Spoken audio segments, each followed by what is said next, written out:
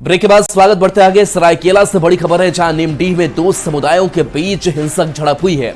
जमकर फायरिंग हुई, दुकानें भी फूंक दी गई, पुलिस पर भी हमला किया गया, गाड़ियों में तोड़फोड़ हुई। स्थिति नियंत्रित करने के लिए पुलिस ने लाठीचार्ज और हवाई फायरिंग की। जानकारी के मुताबिक झिमरे गांव में एक लड़की को दूसरे समुदाय के युवक लेकर भाग गया। परिजनों का आरोप है कि उसका अपहरण किया गया है। इसको असामाजिक तत्वों ने तूल दे दिया और हिंसक प्रदर्शन शुरू कर दिया। मामले को शांत कराने पहुंची पुलिस पर भी हमला हुआ। हालात बिगड़ता देख डीसीएसपी मौके पर पहुंचे और स्थिति को नियंत्रित किया। फिलहाल स्थिति नियंत्रण में है। दुकान में आग लगाने की सूचना प्राप्त हुई। तुरंत अनुमंडल पदाधिकारी, थाना प्रभारी, अंचल अधिकारी, प्रखंड विकास पदाधिकारी और अन्य पुलिस पदाधिकारी यहाँ पर आए। फायर ब्रिगेड के माध्यम से आग पर नियंत्रण पाया गया है और फ्लैग मार्च करके यहाँ पर शांति व्यवस्था कायम किया गया है। नीमडी थाना अंतर्गत झुमरी गाँव में एक घर में आग लगाई गई है और दूसरे एक दुकान को भी जलाया गया है। फायर ब्रिगेड के द्वारा आग पर पूरा नियंत्रण कर लिया गया है और अभी पूरे गांव में जिला प्रशासन के साथ मौजूदगी में हम लोगों के द्वारा फ्लैग मार्च किया गया है। आशीष हमारे साथ न्यूज 18 संवाददाता फोन लाइन पर जुड़े हुए हैं। आशीष, अभी स्थिति क्या है और लड़की अभी कहाँ है? जी, आपको बता दूं कि अभी तो पूरी तरह से देर रात ही मामले को शांत करा दिया गया है और अभी बड़ी संख्या में गांव में जो है पुलिस बल को तैनात किया गया है। देर रात तक गांव में फ्लैग मार्च किया गया है। हालांकि पूरी घटना जो है वो सरायकेला के नीमडी थाना क्षेत्र के झिमरी गांव की है, जहां एक समुदाय के युवक ने दूसरे समुदाय की युवती को लेकर फरार हो गया था। हालांकि दोनों में जिस तरह बताया जा रहा है कि दोनों में प्रेम संबंध था। हालांकि इस मामले को लेकर दोनों पक्ष जो है एक दूसरे पर विवाद शुरू हो गया और विवाद इतना बढ़ गया कि एक घर में आग लगा दिया गया। जो आरोपी युवक था उसके घर में आग लगा दिया गया, साथ ही साथ कुछ दुकानों में भी आग लगा दी गई, जिसके बाद दोनों पक्ष जो है एक दूसरे पर पथराव और फायरिंग करने लगे। हालांकि सूचना मिलते ही पुलिस दल बल के साथ वहां पहुंची, खुद डीसी एसएसपी वहां मौके पर पहुंचे और लाठी चार्ज करना पड़ा पुलिस को, क्योंकि पुलिस पर भी पथराव किया गया। पुलिस की गाड़ियां, कई पुलिसकर्मी भी घायल हो गए थे। हालांकि जब पुलिस हवाई फायरिंग की उसके बाद मामले को शांत कर दिया गया है और जो लड़की है और युवक है उसकी खोजबीन जारी है।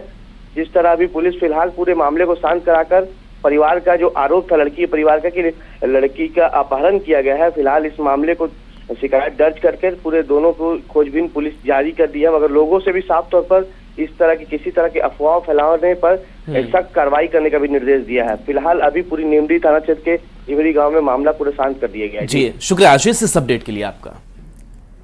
और इसी बीच बड़ी खबर गोपालगंज से भी आ रही है, जहां चावल कारोबारी सुनील कुमार की चाकू मारकर निर्मम हत्या कर दी गई। आपको बता दें कि हत्या के बाद व्यवसायियों में आक्रोश देखा जा रहा है। हत्या से नाराज लोगों ने पुलिस प्रशासन से अपराधियों की गिरफ्तारी की मांग करते हुए हंगामा किया। घटना के बाद परिजनों ने सदर अस्पताल पर इलाज में लापरवाही का आरोप भी लगाया है। मामले पर एसडीपीओ ने यह कहा कि पुलिस हर एंगल को ध्यान में रखकर जांच कर रही है और जल्द ही अपराधियों की पहचान कर गिरफ्तारी की जाएगी।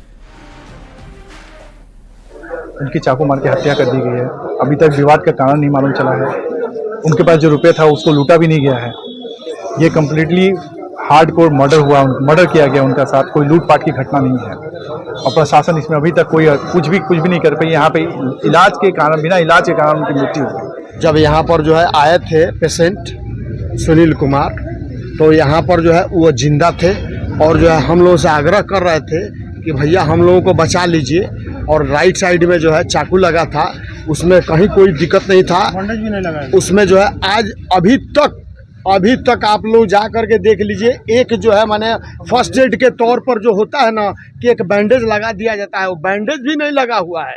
हत्या का अभी वजह खुलकर नहीं, जैसा कि आपको बताया गया कि इनके पास से किसी भी तरह के चीज़ की, सामान की लूट नहीं की गई और इसलिए हत्या का वजह अभी स्पष्ट नहीं कर पाएंगे।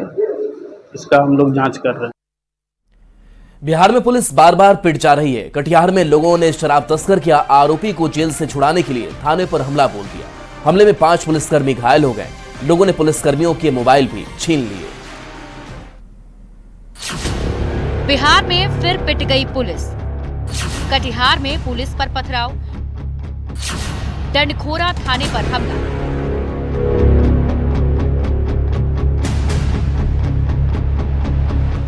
बिहार में पुलिस बार बार पिट जा रही है। ये तस्वीरें हैं कटिहार की, जहां नवादा गांव में छापेमारी करने गई पुलिस पर लोगों ने पथराव कर दिया। पुलिस शराब तस्करी के आरोपी को गिरफ्तार करने के लिए रेड मारने गई थी। शराब तस्करों को गिरफ्तार करने के बाद तस्करों के परिजन और ग्रामीणों ने हाजत से तस्करों को छुड़ाने के लिए डंडखोरा थाने पर हमला बोल दिया। लोगों ने पुलिसकर्मियों के साथ मारपीट और पथराव शुरू कर दिया। हमले में थाना प्रभारी समेत कई पुलिसकर्मी घायल हो गए। पुलिस को आत्मरक्षा में कई राउंड गोली चलानी पड़ी। उपद्रवियों ने पुलिस वालों के मोबाइल भी छीन लिए। कितने लोग हमला किया था? कितने लोग आया हुआ था? 300 से ऊपर। क्या उस समय का माहौल क्या रहा होगा? कुछ तो अचानक मारपीट करने लगा, आके कुछ बोला नहीं। हम लोग पूछते रहे क्या बात है, तब तक हमला कर दिए। गाली गलौज, हमला, तोड़ फोड़। डंडखोरा थाने पर हमले के बाद पुलिस ने बड़ा एक्शन लिया है। थाने पर हमले के मामले में पुलिस ने 5 आरोपियों को गिरफ्तार कर लिया है। थाने में सीसीटीवी फुटेज के आधार पर पुलिस अन्य आरोपियों की गिरफ्तारी में लगी। डंडखोरा थाना में पुलिस पर हमले के मामले में हम लोग पुलिस थाने के उस फ्लोर पे है जिस फ्लोर पे इसी सीढ़ी से उपद्रवी लोग आए थे और लगातार इस रूम में पहुंच गए थे। इस सीसीटीवी में जो थाना में लगा हुआ है तमाम जो एविडेंस है वो कैद है और इस थाना के इसी रूम में प्रवेश कर गए थे और जो पुलिसकर्मी सोए हुए थे उन पर अचानक हमला बोल दिया। प्रयास किया गया था। मोबाइल 2 मेरा था, जो सरकारी मोबाइल था, पर्सनल मोबाइल था, जो लोग ले लिया। आदमी जो है 4 महिला और 1 पुरुष जो अभी डिटेन किया गया है। कितना पुलिसकर्मी घायल हुए? 5 पुलिसकर्मी। कटिहार में पुलिस पर हमले के बाद फिर कई सवाल खड़े हो रहे हैं। आखिर बिहार पुलिस बार बार क्यों पिट जा रही है? पुलिस रेड करने से पहले पूरी तैयारी के साथ क्यों नहीं जाती? क्या लोगों में खाकी का खौफ खत्म हो गया है? न्यूज़ 18 के लिए कटिहार से सुब्रत गुहा की रिपोर्ट। खबर वैशाली से है, जहां नीलगाय मारने गई वन विभाग की टीम की गोली से एक महिला गंभीर रूप से घायल हो गई। घायल महिला को इलाज के लिए सदर अस्पताल में भर्ती कराया गया है, जहां से बेहतर इलाज के लिए पीएमसीएच उन्हें भेज दिया गया। घटना मुखदुमपुर शेख गांव की है। बताया जा रहा है कि नीलगाय को मारने के लिए वन विभाग की टीम गांव में पहुंची थी और नीलगाय को टारगेट कर वन विभाग के शूटर ने गोली चलाई, जो घर के बाहर खड़ी महिला को लग गई। उनके पेट में ये गोली लगी है। हालांकि वन विभाग की टीम महिला के साथ है और उनका इलाज जारी है, लेकिन सवाल ये है कि नीलगाय को मारने के दौरान लोगों की सुरक्षा का ध्यान क्यों नहीं रखा गया? कुछ नहीं देखा कि नीलगाय मरा कि क्या हुआ। कौन लाया इनको? हम लेके आए हैं और फॉरेस्ट विभाग का लोग लेके आया है। गोली जो है चल रहा था, जब ये आवाज सुनी तो दूर घर से जो है निकल के कुछ दूर पे ही गई है। उतना ही में जो है से हल्ला हो गया, तो लड़का सब हल्ला किया कि चाची को गोली लग गया, चाची को गोली लगा। जब हम लोग आए तो देख रहे हैं कि ये जो है से छितराई हुई है। गन लेके शायद अपना वो काट के खाने के लिए अपना मार रहा था कि नहीं मार रहा था। गोली किधर से इनको लगी अभी तक ये कंफर्म नहीं। अच्छा, मतलब गोली 2 और कोई आदमी चला रहा था? कोई और था, ग्रामीण जो था, अपना चिड़िया उड़िया मारते हैं खाने के लिए, वो मार रहे थे। जख्मी महिला के पति वाहिद खान के द्वारा बताया गया है कि वन विभाग के कुछ पदाधिकारी और कर्मी घोरपरास को मारने के लिए गांव आए हुए थे और घोरपरास पर गोली चलाई गई। एन वक्त पर घोरपरास वहां से भाग गया, लेकिन वह गोली जो है अपने दरवाजे पर खड़ी मोहम्मद वाहिद की पत्नी को कमर में लग गई। गोली लगने के बाद वन विभाग के सभी पदाधिकारी कर्मी उस महिला को अपनी गाड़ी पर लादकर इलाज के लिए सदर अस्पताल हाजीपुर ले गए, जहां से उसको बेहतर इलाज के लिए पीएमसीएच रेफर किया गया है। भागलपुर के सबौर रेलवे स्टेशन के पास ट्रेन में खगड़िया की छात्रा कोमल कुमारी के साथ बदमाशों ने लूटपाट की कोशिश की थी। लूटपाट के दौरान ट्रेन से गिरने से छात्रा घायल हो गई थी और छात्रा की मौत हो गई थी। इस मामले में जीआरपी ने एक बदमाश को गिरफ्तार किया है। बदमाश से रेल पुलिस पूछताछ कर रही है। पुलिस अधिकारी कुछ भी बताने से परहेज कर रहे हैं।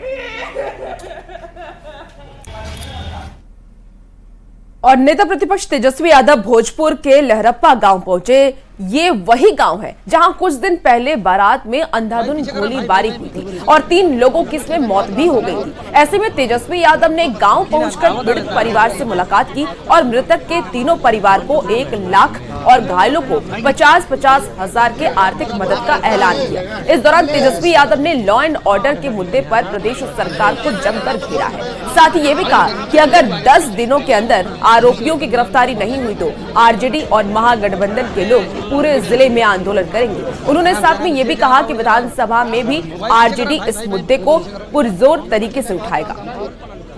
लगातार पूरे बिहार में अपराधियों का बोलबाला है, कानून व्यवस्था पूरी तरीके से पूरे बिहार में चौपट है और खास तौर पे भोजपुर जिले में लगातार जो है अपराधी जो है तांडव कर रहे हैं। आज हम सब लोग यहाँ आए हैं, जो पीड़ित परिवार है उनसे हम लोग मिले हैं और पार्टी द्वारा जो है हम लोगों ने आर्थिक मदद भी की है।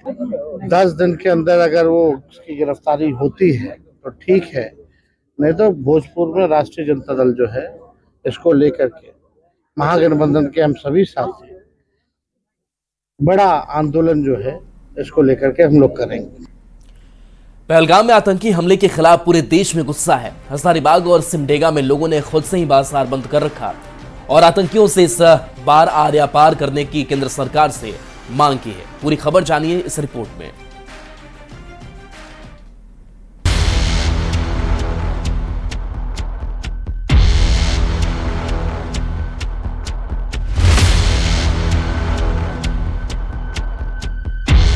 बाईस अप्रैल को जम्मू कश्मीर के पहलगाम ने जो पीड़ा दी वो भारत देश की जनता कभी नहीं भूल पाएगी। धर्म पूछकर 26 पर्यटकों की गोली मारकर हत्या कर दी गई। इस घटना के बाद पूरे देश में उबाल है, लोगों में गुस्सा है और अपने अपने तरीके से लोग आतंकी घटना का विरोध जता रहे हैं। इसी कड़ी में हजारीबाग में लोगों ने खुद से बंद का आह्वान किया। अपील चैम्बर ऑफ कॉमर्स ने की थी, लेकिन ये अपील असरदार रही और पूरा हजारीबाग बंद रहा। दुकानें बंद रहीं और सड़कों पर सन्नाटा पसरा रहा। लोगों ने प्रधानमंत्री और गृह मंत्री से सीधे आर पार की लड़ाई का आह्वान किया। हमारा यही कहना है, ये जो भी घटना घटी है बहुत दुर्भाग्यपूर्ण है और भारत सरकार को कड़ी से कड़ी कार्रवाई करनी चाहिए और पाकिस्तान को इसका मुंहतोड़ जवाब देना चाहिए। क्रोध हम लोग में बहुत ज़्यादा है, जो हम लोग इसके विरोध में स्वेच्छा से अपनी प्रतिष्ठान बंद रखे हैं और मैं भारत सरकार से प्रधानमंत्री से आग्रह करता हूँ मुंह तोड़ कड़ी से कड़ी जवाबी कार्रवाई उनको मिलनी चाहिए। हिंदू के कोई वजूद नहीं है और हिंदू जो पूछ के मारा गया है ये तो और ही निंदनीय घटना है, इसलिए इंडिया को मुंह तोड़ जवाब देना चाहिए पाकिस्तान को। हजारीबाग में जहां चैम्बर की अपील पर बंदी रही तो सिमडेगा में विश्व हिंदू परिषद की ओर से किए गए बंद के आह्वान का पूरा असर दिखा। सिमडेगा के कारोबारियों ने स्वेच्छा से दुकानों को बंद रखा और पर्यटकों पर आतंकियों की कायराना करतूत का जमकर विरोध किया। बंद के दौरान सुरक्षा को लेकर पुलिस बल हालांकि मुस्तैद दिखा। आतंकियों की करतूत अब बर्दाश्त नहीं है और अब वक्त आ गया है कि आतंकियों और उनके आकाओं के खिलाफ आर पार की लड़ाई की जाए। कुछ ऐसा ही मूड हजारीबाग और सिमडेगा के साथ झारखंड और पूरे देश का बन रहा है। लोगों की एक राय है कि इस बार आतंकियों पर ऐसा वार किया जाए कि फिर कोई पहलगाम की तरह कोई घटना ना हो। न्यूज़ 18 के लिए हजारीबाग से सुशांत सोनी और सिमडेगा से श्री राम के साथ ब्यूरो रिपोर्ट। पहलगाम में हुए आतंकी हमले के विरोध में पटना के सबसे बड़े दवा मंडी गोविंद मित्रा रोड के तमाम थोक दुकानदारों ने एक दिन दुकान बंद किया है और Patna chemist and druggist association की पहल पर दुकान बंद का फैसला किया है। दवा मंडी में लगभग 1000 दुकान है और सभी दुकानें आज बंद हैं। हर दिन मंडी से 20 करोड़ रुपए का कारोबार होता है। एसोसिएशन के अध्यक्ष ने यह कहा कि अगर जरूरत पड़ी तो हम लोग भी सरहद पार पहुंचकर आतंकवादियों को खत्म करने का काम करेंगे। पहलगाम में जो निर्मम सैलानियों की हत्या की गई है आतंकवादियों के द्वारा, उसके विरोध में हम लोग आज एक दिवसीय दवा व्यापारी बंद किए हैं। पूरी मंडी बंद है और हम सरकार से मांग करते हैं कि आतंकवादियों को कड़ी से कड़ी सजा दिया जाए। इसके लिए हम सरकार से भी अनुरोध करेंगे कि अगर जरूरत पड़े तो हम लोग को भी बॉर्डर पर बुला ले, हम लोग लड़ने के लिए तैयार हैं। आतंकियों द्वारा हमारे ऊपर हमला हुआ हमारे सैलानियों पे, उसके देखते हुए हम लोगों ने आज आक्रोश में, हमारे सारे दवा व्यवसायियों का आक्रोश था कि हम लोग उनको श्रद्धांजलि देते हुए एक दिन का बंदी करें, जिसमें हम लोगों ने होलसेल का दुकान बंद किया है, रिटेल का बंद नहीं किया है अभी। और हम लोग सरकार के से मांग करते हैं कि उन आतंकियों को तो नामो निशान मिटा ही दे और साथ ही साथ आतंक के पालनहार जो पाकिस्तान है उस पाकिस्तान का भी नामो निशान मिटा दे। पहलगाम आतंकी हमले के बाद पूरा देश आतंकवाद और पाकिस्तान के खिलाफ गुस्से में है। ऐसे में मुजफ्फरपुर के भी मुसलमान आतंकी और पाकिस्तान के खिलाफ आक्रोशित हैं। मुजफ्फरपुर में वक्फ कानून के खिलाफ सड़क पर उतरे मुसलमानों ने पहलगाम आतंकी हमले को लेकर पाकिस्तान को जमकर खरी खोटी सुनाई। मुस्लिम युवाओं ने कहा कि पाकिस्तान हमेशा पीठ पीछे वार करता है, अगर हिम्मत है तो सामने से वार करे। युवाओं ने कहा कि हम सबसे पहले भारतीय हैं, बाद में मुसलमान हैं।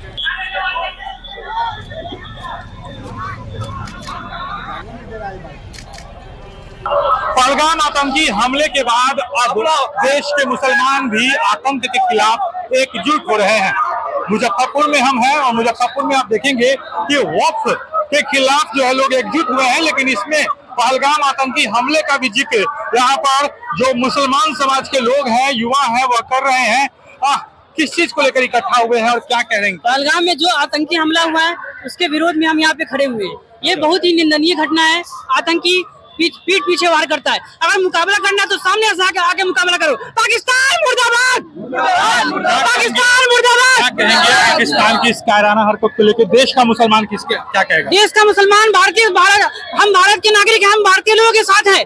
भारत के साथ अगर कोई भी घटना होता है इसके हम लोग खिलाफ है। हम भारतीय, सबसे पहले हम भारतीय, फिर बाद में मुसलमान है, बाद में हिंदू है, बाद में सिख है, बाद में ईसाई है। ये जो हमला हुआ है इसके साथ पूरा देश एकजुट है और पाकिस्तान के खिलाफ हमारी सरकार जो भी बड़ा कदम उठाएगी, तमाम देश के मुसलमान, तमाम देश के नागरिक सब साथ में है। वो कायर मुल्क है।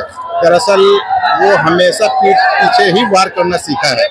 वो हमेशा से ही हमारे कौम को बदनाम करने के लिए है, तो कहने के लिए मुसलमान, लेकिन वो वाकई में मुसलमान नहीं है। और हम सारे मुसलमान जो हिंदुस्तानी हैं, वो एक एक नौजवान वीर अब्दुल हमीद है।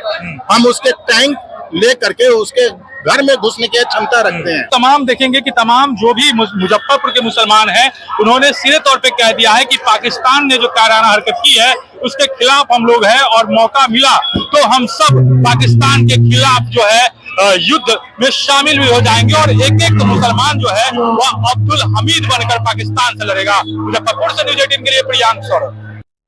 खबर रोहतास के डेहरी अनुमंडल क्षेत्र से है, जहां डेहरी के राजकीय पॉलिटेक्निक कॉलेज इंद्रपुरी के छात्र छात्राएं खाने में कीड़ा मिलने की शिकायत पर पिछले 4 दिनों से हॉस्टल के मेस का खाना नहीं खा रही है। छात्र छात्राएं बाहर से भोजन खरीदकर खाने को मजबूर है। छात्रों का यह आरोप है कि आए दिन गंदा भोजन परोसा जाता है। भोजन में कीड़ा और पिल्लू मिलने की शिकायत पर यह कहा जाता है कि जब इतने बड़े चिकन और मटन खाने में कोई दिक्कत नहीं है तो छोटे से कीड़ा खाने में कैसी समस्या है। छात्रों ने मेस इंचार्ज पर कई गंभीर आरोप लगाए हैं। कीड़ा मिलता है हमेशा। कब कीड़ा मिला है? सर हमेशा मिल ही जाता है।